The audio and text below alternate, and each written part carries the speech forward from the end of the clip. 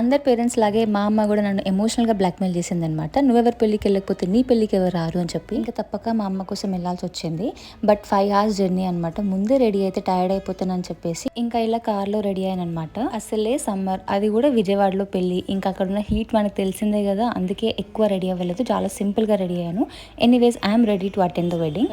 ఏం పెట్టుకున్నా పెట్టుకోకపోయినా ఒక చిన్న కుంకుమ పెట్టుకుంటే చాలు, ఫేస్ లో ఒక మంచి లుక్ వస్తుంది. మీరు నాతో అగ్రీ అవుతే కమెంట్స్ లో మెన్షన్ చేయండి. అండ్ బేసికలీ ఇది మమ్మీ సైడ్ పెళ్లి, సో చాలా ఇయర్స్ తర్వాత నేను ఇలా కలవడం జరిగింది. అండ్ ఇన్ ఇయర్స్ తర్వాత కలిసినాక ఒక కామన్ డైలాగ్ ఉంటుంది అనమాట, ఎప్పుడో చిన్నప్పుడు చూసాము ఇంత చిన్న పిల్లలాగా ఉండేది, ఇప్పుడు చాలా పెద్దగా అయిపోయింది అని చెప్పి. అండ్ ఇలాంటప్పుడు మనకు తెలిసిన వాళ్ళు ఎవరైనా వస్తే చాలా ఎక్సైట్మెంట్ గా ఫీల్ అవుతాం. మన ఫేవరెట్ కజిన్స్ వస్తే ఇంకా ఎక్సైటింగ్ గా ఫీల్ అవుతాము. ఇలా మమ్మీ మొత్తానికి అందరినీ కలిసి అందరితోటి ఇలా ఫోటో సెషన్ అయితే కంప్లీట్ చేసేసుకోండి.